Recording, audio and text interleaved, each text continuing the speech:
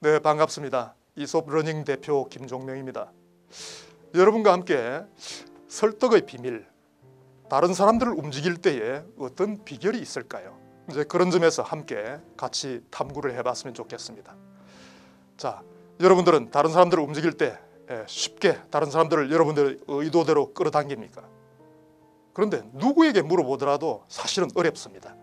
다른 사람들을 움직인다는 것 자체가 얼마나 어려운지. 물론 거기에는 어떤 일정한 비결이 있습니다. 자, 우리가 다른 사람들을 설득을 잘하는 사람들을 좀 닮아서 그네들이 발휘하는 어떤 비결이 있다면 우리는 그것들을 같이 여러분들의 현장에 한번 장착해 보면 어떨까요? 자, 오늘은 첫 번째 갈등에 대해서 좀 알아보겠습니다. 갈등이 도대체 뭐고 갈등을 우리가 어떻게 활용할 수 있을까요? 우선 고대 사람들은 갈등이라는 단어를 쓸 때 칡과 등나무가 함께 어우러진다, 이렇게 서로 막 돌아갑니다. 근데 돌아가는 방향이 칡은 좌측으로, 등나무는 오른쪽으로 이렇게 돌아갑니다. 그러다 보니까 어떻게 될 것 같습니까?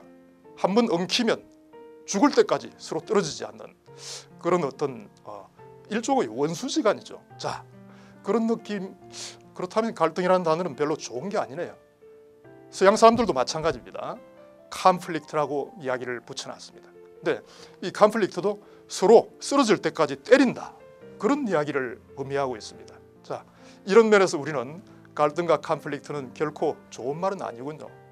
하지만 여러분들이 아침에 자고 일어나면 먼지가 발생하죠. 자, 이런 것처럼 우리도 사람들이 이렇게 부딪히다 보면 항상 갈등이 발생합니다.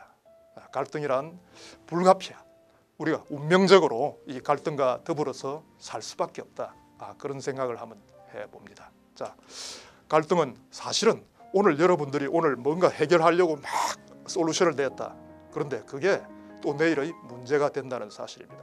피터 생게는 오늘의 솔루션이 내일의 프로블럼이 된다, 뭐 이런 말을 했습니다. 그래서 우리가 이 갈등은 피할 수 없다, 그렇다면 숙명적으로 좀 받아들이고 이와 더불어서 우리가 갈등 해결에 대한 어떤 기본적인 태도를 잘 갖춰가면 좋겠습니다. 저는 여러분께 이렇게 말씀드리고 싶습니다. 다른 사람들이 틀린 게 아닙니다. 다른 사람들이 또 무조건 옳다, 이런 관점도 아닙니다. 옳다 틀리다가 아니라 어떻습니까?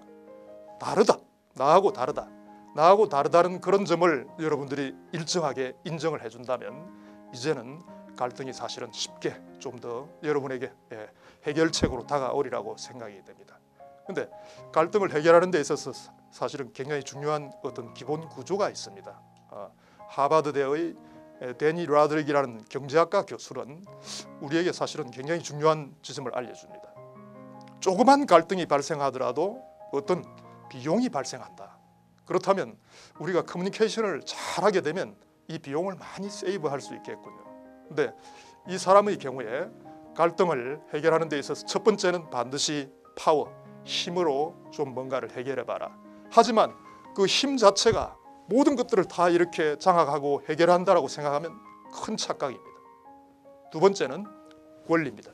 권리는 다른 사람과 더불어서 내가 법적으로 누릴 수 있는 모든 권한을 의미합니다. 그런데 이 권리를 가지고 또 두 번째 가동해 보더라도 역시 마찬가지입니다. 이제 그런 점에서 우리가 힘과 권리는 어떻게 보면 잠깐 잽으로 사용을 하시고, 그리고는 잘 아껴두셨다가 마지막에 여러분들이 상대방과 어떤 해결을 할 때 반드시 상대에게 실익, 직접적인 어떤 이익이 되게끔 이렇게 제시를 해야 될 것입니다. 자, 우리 순서를 한번 기억해 두시죠. 먼저 힘, 다음에는 권리, 그리고 마침내 상대방과 실익을 가지고 교환한다.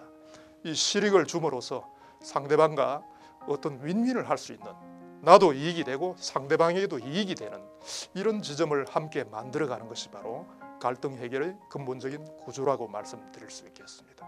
자, 오늘 제가 갈등에 대한 기본적인 이해와 그것과 더불어서 우리가 갈등 해결을 하는 기본적인 구조를 함께 말씀을 드렸습니다. 잘 이해가 되십니까? 감사합니다.